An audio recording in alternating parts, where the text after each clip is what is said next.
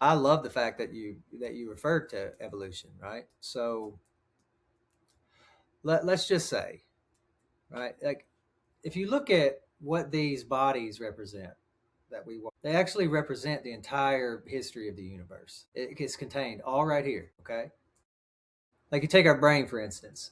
Um, it will be referred to as a triune brain, right? And you have the brain stem, or what will be referred to as like the lizard brain. The lizard brain. You know what I mean? Hmm. Well, that's the oldest part of the brain. Then you have the limbic system, which came online, right? And then Which you have part? What is the the, limbic drive? the limbic is, you could say, representative of evolution's emergence into animal life and emotion, feeling. It introduced emotion. That's the limbic system, yeah. Right. So then you would move from more reptilian, uh, you could say maybe antisocial, but you know what I mean, Hmm. right? Does that make sense? It's a little dramatic, but do you see what I mean by that? Um, so into the world of social organization, and that requires emotion, right? It requires chemicals like oxytocin and serotonin, and right. So the cells in the body had to go through a mutation, right? Right.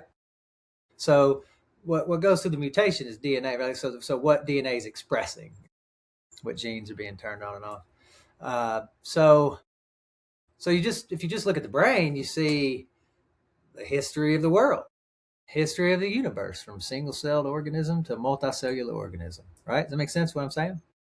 It's all contained in the body. But who are we? Like, what is this human species that contains the whole history of the universe in its body and has the capacity for self-reflection? And it has the capacity for the question, who am I? That's unique to us. That's us. It's really that question. But what it feels like to us, the majority of us, is that we are a single celled organism cut off from the environment. And so when it appears to us, because that's just in appearance, but it feels that way.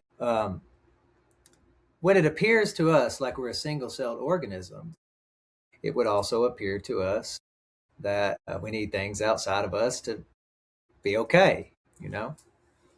And it would be less familiar with us that our natural state of being is of that of fulfillment, appreciation. It's just like naturally when we're able to be relaxed and just in the flow of the day and what's happening. You see what I mean? That's like the most profound expression of gratitude is flow, in the flow. Because the character's not making any demands on life. It's not saying it needs to be this way, I want it to be this way, it has to be this way. You see what I mean? Hmm. It's appreciative of what is happening, Yeah. right? And that's only available as the nervous system heals and the body heals and we're able to be in the body and be more present, right? So